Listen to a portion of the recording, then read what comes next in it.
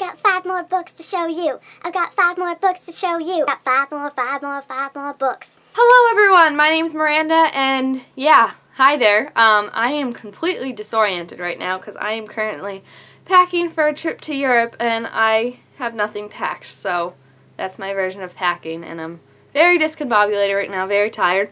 But I am here now to do a Top 5 Wednesday video for you before I jet off to Europe like the fancy socialite I am.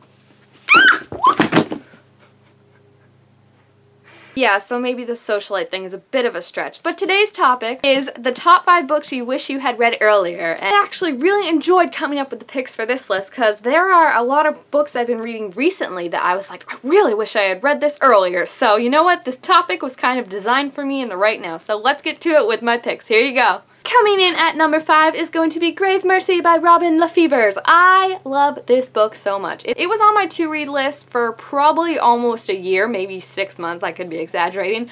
And then finally, I was like, you know what, let's actually get through this to-read list so it's not 268 books, which it still is, so look how well I did. So I checked out from the library, and needless to say, I absolutely fell in love with it and the whole series because I've read the second one, and I am anxiously anticipating the third one. It is about, in case you haven't heard of Grave Mercy, this girl named Isma, who is a daughter of death, and she is trained in a special covenant that serves death to go out and kill people who bear marks that say they're about to die, so she has to go and kill them.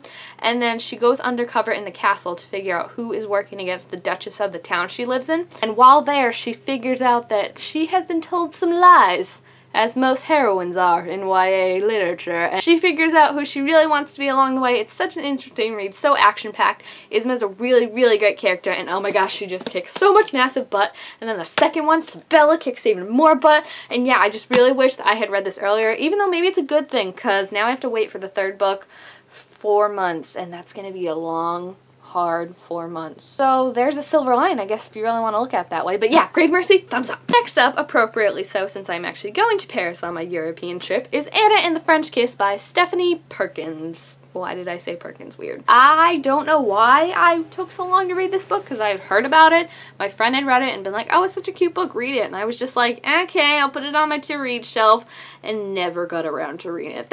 Then finally this year I read it and again fell in love with it. It's such a cute story. The background of Paris just makes it so much unbelievably more romantic, but it's still a good story on its own, even if it had taken place in like Alaska, or, well, maybe not Alaska, that's a bad example, like New York City or some random mundane place that I'm used to like that. Not that New York City is mundane. I'm coming up with horrible examples. Like, who in the world would call New York City mundane?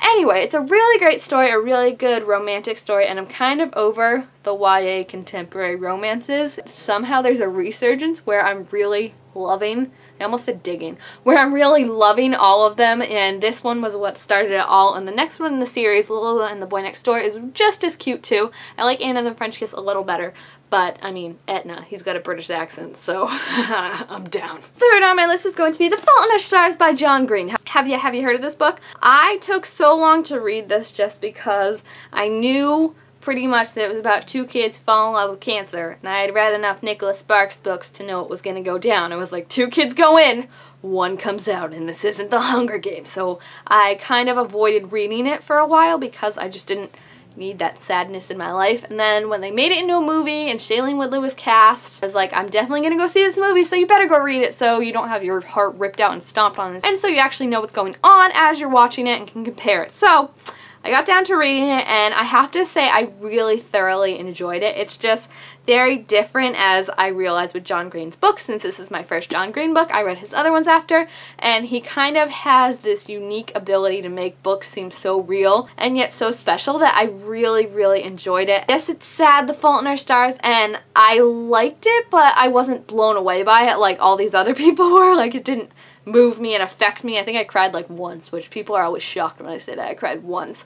But it's still really, really good. I did a whole book talk for it. We've read it multiple times now. Each time I just fall in love with Hazel and Gus as characters. It's just such a great book, and I'm glad that I kind of read it afterwards just because I feel like I could kind of sneak in conversations where people were like, Fault in Our Stars is the best, and I was like, yeah, I read that book. Whereas if I had read it earlier, I would have been like one of those ones that was just watching my fandom implode, and I would have been like, ugh, this is my book, no one touch it.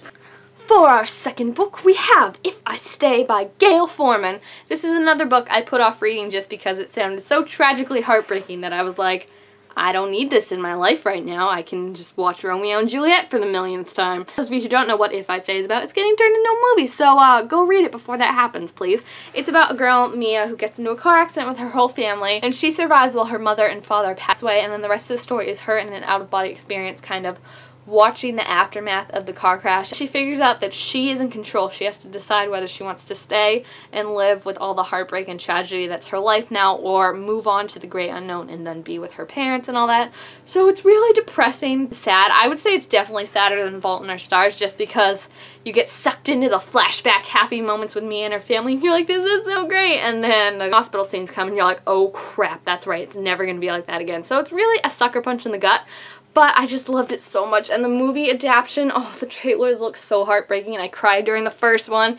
It just looks like it's going to be absolute perfection, and I even read the second book, and I didn't like that one as much, but it was still really good, and I feel like the series as a whole just says so much. Like, there are books that just move you, and this is definitely one of those ones that moved me, so I'm glad I read it, even though I put it off for so long, because I'm a scaredy cat and didn't want to be depressed. My number one book that I wish I read earlier, there's actually an interesting story behind this, which I said in my first ever book talk, if you actually ended up watching that, which please don't if you haven't, because it's really embarrassing. I talk soft and the editing's really weird and stuff. So, you know what, just forget all of that I just said. But it's The Unbecoming of Mara Dyer by Michelle Hawkins. I actually went to Barnes & Noble's one time, bought this book because I was like, amazing cover, awesomely creepy story description, and then I was like flipping through it and I just couldn't really get into it. I was like, this sounds way too creepy. It was like Christmas time. I was like, I don't want to read a creepy book like this during Christmas, so I ended up returning it. And then a couple months later, I went to the library, checked it out. I was like, I gotta actually read this book, because I mean, the cover intrigued me so much that I was like, I just gotta know what happens. And then when I read it, something happened. It all clicked, it all made sense. I absolutely fell in love with this series. I love Mara, I love Noah Shaw. It's the absolute best thing, and I'm sure you could tell because I talk about it in like every single one of my videos. Somehow I always manage to work it in. Like, I'll just be like talking about Divergent and I'll be like, I'm sorry Trish that your life sucks, but at least you aren't going crazy out of your mind like Mara freaking Dyer. So I love it so much. There's something so eerily suspenseful about it. It's so original. The second book is just as great, even better, which kind of improved the first one for me. It's one of those series that, like, when the next book is better, it makes the first one even greater in your eyes because you find out all the connections and how everything that kind of was weird in this book makes sense in the next book. But of course, if you are a Mara Dyer fan, you know that the evolution of Mara Dyer ended on the worst possible cliffhanger ever, and we were supposed to already know what the resolution of that cliffhanger was, but instead the book got pushed back a whole 13 months. Yeah, so we still have 4 months to find out what happened after that cliffhanger. That this was basically my reaction to it.